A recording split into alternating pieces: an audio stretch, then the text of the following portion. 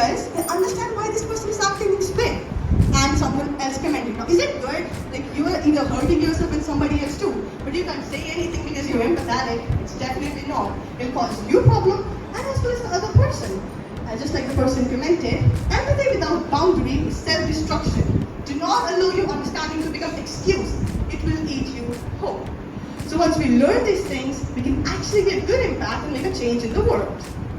Now, my guys, imagine we all have become empathetic. Imagine a world where empathy flourishes online, where compassion, solves conflicts, where understanding triumphs over judgment, and where kindness shapes every interaction. Wow, the impact of that work is so measurable. Like a real life example, when the classmates in our schools on this topic, the power of empathy building stronger connections in the digital age. As we navigate the vast landscape of technology and online transactions, start by sharing a personal experience. So, a few months ago, I attended a gathering with my friends, and as I looked around the room, I saw something peculiar. Despite being physically present, everyone was engrossed in their smartphones, scrolling and typing away. It led me think that how technology, which meant to bring us closer, had created invisible barriers between all of us. It made me realize the challenge we face while connecting digitally. So now, let's talk about the various opportunities and challenges of digital world. In today's fast-paced world, we all are dependent on technology for even the minutest thing. We can connect to the people across the globe with just a single tap on the screen. Challenge.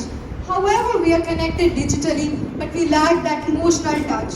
That emotional touch is something that cannot be made digitally. We cannot empathize anyone emotionally while practicing digitally. So I've been using the word empathy since I've started speaking. So anyone amongst you who would like to answer my question, what is empathy? Come on. Anyone? You cannot get through a single day without having an impact on the world around you. What you do makes a difference, and you have to decide what kind of difference you want to make. Greetings to one and all present here. Myself, Antekshika from Radhakrishna House. And today we will discuss the concept of sustainable living, that how small actions can create big difference on our environment. First of all, can any one of you tell me what do you mean by sustainable living? Anyone? Okay. Trying to manage our resources in a way that will allow the future generations to do the same. Yeah, absolutely correct. So basically, sustainable living means opting a way of living that will cause no harm to our environment, using our resources, fulfilling our needs, keeping in mind the future generation. The future generation should not compromise because of us. Now, many of us can say that why do we need to compromise because of our future generation? We are managing our resources, they manage their resources, but that is not how the system works. There should be an ecological balance in a nation. Coming back to sustainable living, it is a topic that affects us all, and in return, it demands our attention and action. It is about making choices and doing small actions for the betterment of our environment and also for the future generations. We all know climate change, deforestation, pollution, water scarcity, depletion of natural resources are some of the problems we confront today. And although we have faced a lot of damage, but it is not too late. You know, there's a quote that says, it's never too late to mend your ways. Hello everyone, this is Willow Project, which you would be very familiar with. This is an oil-drenching project that resides in the northern slopes of Alaska, and it is governed by the federal government.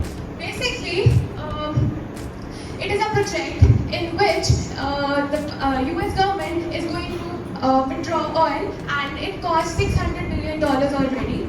Basically, the people of Alaska and the residents are trying to aware the people that this project might harm the environment in several ways. Various petitions have been signed under change.org, which are about 2.9 million, and around 100 letters have been Hey everyone, today our Jupiter is here to enlighten the gathering about the same topic. So basically, when it comes to sustainability, we are asked to have a basic definition that says that sustainability is something that sustainable development is something that As I sat scrolling through the internet, I came across this. For all those who have been living under the rock, she was crowned Miss Universe 2021. Harna's Sandhu. Yes, coming back to the anecdote. You know what? After looking at the post, I did exactly what any Vela person does. I check-fix the comments. But why? Because I can, I wish I could go back in time and prepare myself for the madness that I was about to witness. Good morning everyone. I am Manjushri of class 11E and today I am going to present to all of you. So before starting my presentation, I would like to tell you a short story about a girl who had social anxiety. Very good morning to one and all present here. I am Sarthak Sharma from InterHouse and I thank you all for joining me on this enlightening presentation on the topic empathy, building stronger connections in a digital age. And don't worry, I promise to empathize with your time and make it as engaging as possible. In our fast-paced, technology-driven worlds where digital communication has become a norm, empathy is the key to nurturing genuine human emotion. Now, don't you worry. Why? Have you ever asked yourself, what literally is empathy? Well, empathy is the fundamental aspect of being a human. It allows you to put yourself in someone else's shoes and try to understand why they like pineapple on pizza.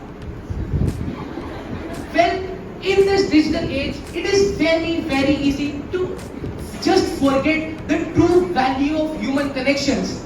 But it is precisely in this digital realm where empathy can play a very significant role. This new digital era presents us with very numerous unique challenges. For example, increased reliance on digital communication means we lose the richness of face-to-face interactions, which in turn means that it is becoming harder to genuinely understand the emotions and the intentions which can end up leading to debates.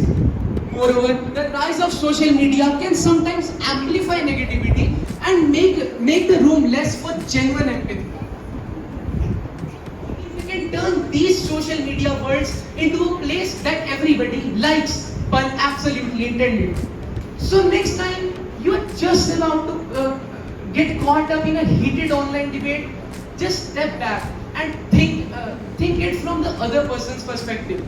And then you can just boom in and assert your dominance. Well, I am kidding. This is supposed to be a positive presentation. Let's move ahead. It's a lifestyle. It helps you understand, support, and even make new friends online. So now, in this fast-paced, technology-driven world, let us make a pact to be a more empathetic online user so that social media and all of that stuff can be a better place that everyone wants to come in. Now I am open for any of your teeny tiny questions popping up in your head. No one? We can just move ahead. So I thank you all for your time and attention today. Let's keep one thing in mind. Always to spread that empathy magic, and together we can transform this whole world into a more compassionate space. Thank you and bye-bye. Individually, the top scorers are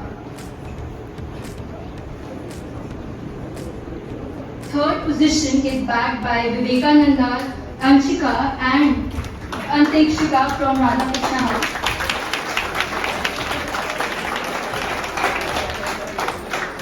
The prize and the silver throne of today's activity goes to Sarthak from Tagore.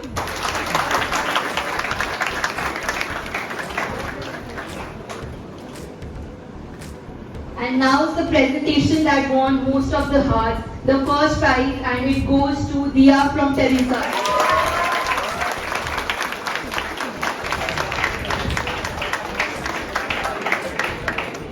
Our house-wise results are also here. The third position is secured by Tagore House Second by Teresa.